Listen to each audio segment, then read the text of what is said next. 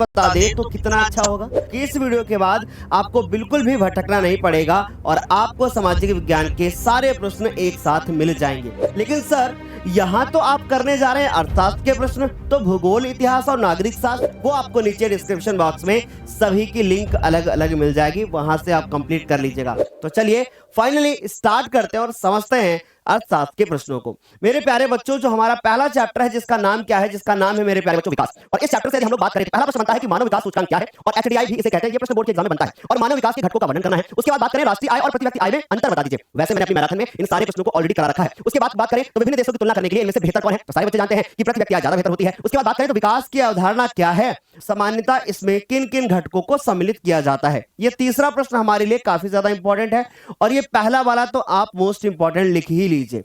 आगे बात करते हैं, हमारे पास चौथा प्रश्न है कि भारतीय अर्थव्यवस्था के विकास में उद्योगों के किन तीन योगदानों की विवेचना आपको करके बतानी है, किन तीन योगदानों की विवेचना करके आपको बतानी है।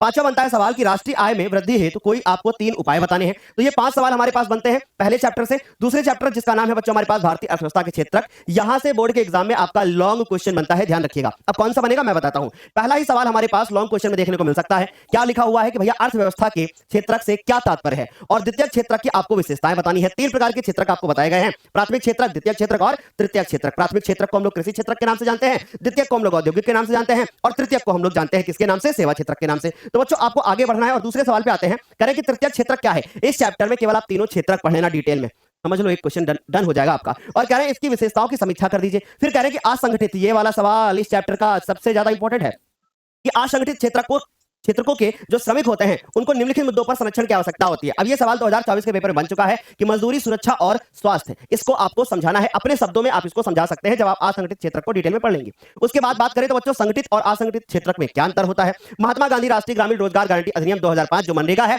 ये आप तैयार करके जाना। इसके ऊपर आपको एक शॉर्ट क्वेश्चन देखने को मिल सकता है, यानी आपके 4 नंबर पक्के हो सकते हैं। तो हमारे इस चैप्टर में टोटल बन रहे भैया 6 सवाल। आर्थिक क्रियाओं से क्या अभिप्राय है और प्रमुख आर्थिक क्रियाओं का वर्णन कर दीजिए। तो ये 6 सवाल इस चैप्टर में तैयार कर लेना। तीसरा चैप्टर बनता है हमारे पास मुद्रा और शाख।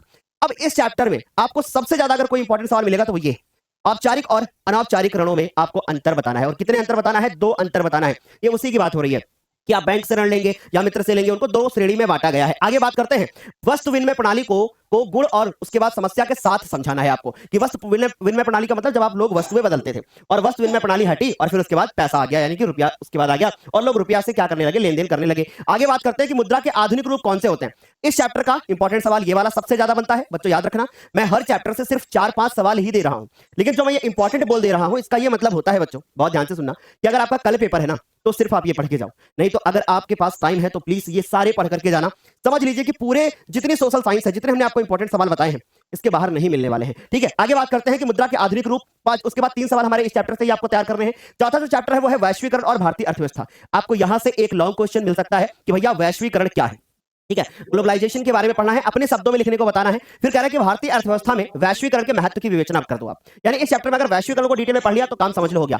अब एक सवाल जो कि आपके बोर्ड के एग्जाम में लॉन्ग देखने को मिल सकता है कि बहुराष्ट्रीय कंपनियां होती हैं विभिन्न देशों की उत्पादन प्रक्रिया को एक दूसरे से क्यों जोड़ती हैं। क्योंकि आपको बहुत अच्छे से पता है कि जो बहुराष्ट्रीय कंपनियां होती हैं, जिनको हम लोग मल्टीनेशनल कंपनी बोलते हैं, वो एक देश से दूसरे देश में अपने व्यापार को फैलाती हैं और इसलिए फैलाती है ताकि उनको मुनाफा अच्छे से हो जाए और उनको लागत जो है उनकी वो कम लगे। ठीक, आगे बात करते हैं कि वैश्वीकरण के प्रभावों का वर्णन कर दीजिए। अब इसमें ये वाला सवाल इंपॉर्टेंट है, एक बार वैश्वीकरण पढ़ लिया तो आपका ये वाला सवाल भी तैयार हो जाएगा। तो ये हमारे पास टोटल 4 सवाल और 5वां सवाल बनता है कि विदेश व्यापार से क्या आपका आशय है। तो ये विदेशी व्यापार आपको पढ़ना है। ये आपका लॉन्ग ना बनकर के आपका शॉर्ट क्वेश्चन जो है वो बन सकता है। ठीक है, तो ये बात अच्छे से तैयार रखिएगा। तो उसके बाद आते हैं छठा सवाल कि प्रौद्योगिकी ने किस प्रकार वैश्वीकरण की प्रक्रिया को बढ़ाया है और किन्हीं 2 कारणों की व्याख्या कर दीजिए। ये सवाल 2025 के बोर्ड पेपर में आया हुआ है बच्चों। अब बात करते हैं हम लोग 5वें चैप्टर की तरफ, जिसका नाम है उपभोक्ता अधिकार। एक क्वेश्चन शॉर्ट यहां से बन सकता है, इस बात का प्लीज ध्यान रखिएगा। कह रहे हैं कि भारत में उपभोक्ताओं को सुरक्षा की आवश्यकता क्यों पड़ी। आपको यह बताना है, क्योंकि आपको बहुत अच्छे से पता है कि उपभोक्ता सुरक्षा अधिनियम भी आया था। कब आया था आप लोग कमेंट सेक्शन में बताना, और आप ये बताना कि उपभोक्ता अधिकार दिवस कब मनाया जाता है। ये भी क्वेश्चन बनता है बोर्ड के एग्जाम में। तो ऐसे छोटे छोटे सवाल जब आपको अच्छे से तैयार हो जाते हैं तो फिर बड़े क्वेश्चन बड़ी आसानी से अच्छे से क्लियर हो जाते हैं और पढ़ने में मन भी लगता है। तो एक उपभोक्ता वाला सवाल आपको देखने को मिलेगा। फिर उसके बाद है कि उपभोक्ता सुरक्षा अधिनियम, जिसके बारे में बात कर रहा था, 1986 के निर्माण की जरूरत क्यों पड़ गई। लो भैया ये भी बता दिया, ये सवाल का जवाब भी मिल गया अभी जो मैंने पूछा। उपभोक्ता के कुछ अधिकारों को बताइए और प्रत्येक अधिकार पर कुछ पंक्तियां भी लिख करके बताइए। चौथा सवाल बनता है कि उपभोक्ता का शोषण किस प्रकार किया जाता है। यह सवाल आपका 2025 के बोर्ड के एग्जाम में बन चुका है, इस बात को ध्यान रखिएगा। अब हमारे पास इस चैप्टर से भी 4 सवाल होते हैं। आपसे मैं ये उम्मीद करूंगा कि आपको जितने सवाल मैंने बताए हैं बहुत ध्यान से हमारी बात को प्लीज सुनिएगा। तो ये हमारे चारों सेक्शन हो चुके हैं कंप्लीट, और इन चारों सेक्शन में हमने एक चीज ध्यान से बताई है आपको कि मैंने आपको हिस्ट्री के सारे जितने भी इंपॉर्टेंट लघु और शॉर्ट बनने थे वो बता दिए, मैंने आपको सिविक्स के सारे जितने भी लॉन्ग और शॉर्ट बनने थे वो बता दिए, मैंने आपको जियोग्राफी के जितने बनने थे वो बता दिए, और मैंने आपको इकोनॉमिक्स के जितने भी सवाल बनने वाले थे वो सारे के सारे हमने आपको पूरे कंप्लीट बता दिए। अब आपसे मैं ये उम्मीद करूंगा कि आप इतने प्रश्नों को बहुत अच्छी तरीके से तैयार करोगे, क्योंकि बोर्ड के एग्जाम में आपको यही सवाल देखने को मिलने वाले हैं। और मैं ये नहीं चाहता कि आपका एक प्रश्न भी छूटे। किसी भी प्रश्न को ऐसा मत करिएगा कि तैयार मत कीजिएगा, आपको तैयार करके ही जाना है, ठीक है। बाकी हम आपको बहुत सारी मैराथन्स, बहुत सारी चीजें करवाने वाले हैं, और बहुत सारी चीजें हमने ऑलरेडी भी करा रखी है। तो बच्चों, मिलते हैं हम लोग अगले वीडियो में। प्लीज कमेंट करके बताना कि अब सोशल साइंस में आप क्या चाहते हो। वैसे मैंने आप सभी के लिए कुछ और प्लान भी कर रखा है।